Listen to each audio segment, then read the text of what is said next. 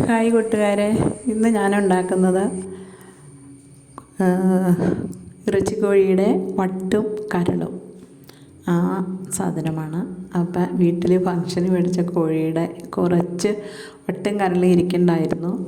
അപ്പോൾ അതൊന്ന് ഫ്രൈ ആക്കി എടുക്കാമെന്ന് തീരുമാനിച്ചു. അത് നന്നായി വൃത്തിയാക്കി ഒരു 5-10 പ്രാവശ്യമെങ്കിലും കഴുകി വൃത്തിയാക്കി എടുക്കുക.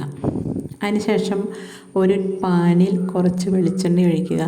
അതിലേക്ക് വറ്റൽമുളകും കറിവേപ്പിലയും ചേർത്തൊന്ന് ജസ്റ്റ് വഴറ്റുക.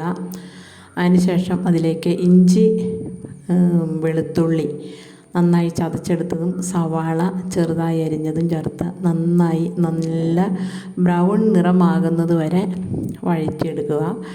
കുറച്ച് കറിവേപ്പില ചേർക്കുക. ആവശ്യമായുള്ള ഉപ്പ്, സവാളയ്ക്ക് വേണ്ട ഉപ്പ് കൂടി ചേർക്കുക.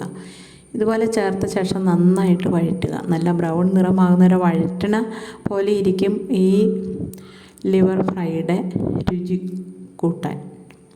ഇതുപോലെ നന്നായിട്ടൊന്ന് വഴറ്റിയെടുക്കുക.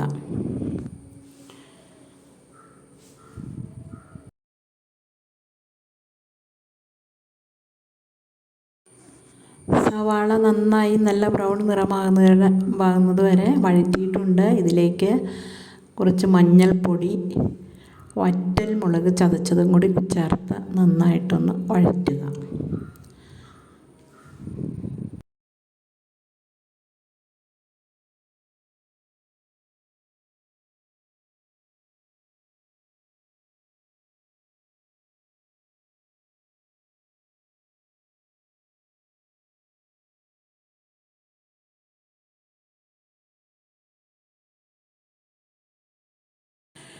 എല്ലാ മസാലകളും നന്നായി വഴറ്റിയിട്ടുണ്ട്. ഇതിലേക്ക് വട്ടും കരളും വൃത്തിയാക്കിയെടുത്തത് ഇതിലേക്ക് ചേർത്ത് കൊടുത്ത് അതിനാവശ്യമുള്ള ഉപ്പും ചേർത്ത് നന്നായിട്ട് കൂട്ടിയിളകുക. നന്നായിട്ട് കൂട്ടിയിളക്കി ഒന്ന് മൂടി വെച്ച് വേവിക്കുക.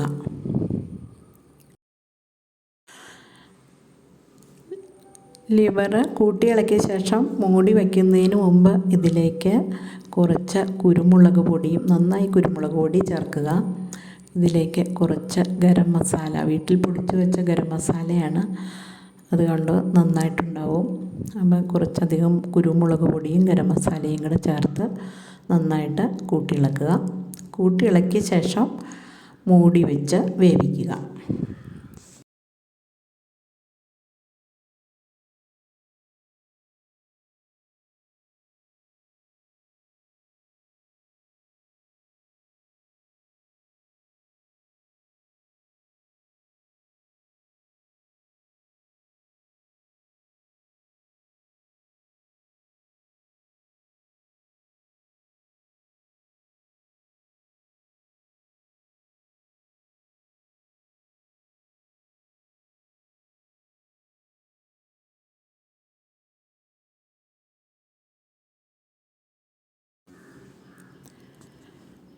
മൂടി വെച്ച് നന്നായി വെന്തിട്ടുണ്ട്.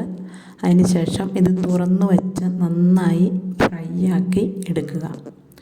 ഇതുപോലെ തീയൊക്കെ കുറച്ച് വെച്ചിട്ട് പതുക്കെ ഇളക്കി നന്നായി ഫ്രൈ ആക്കി എടുക്കുക.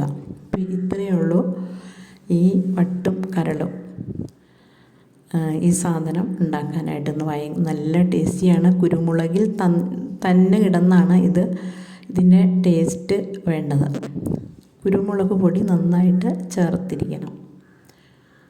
അപ്പോൾ ഓക്കെ.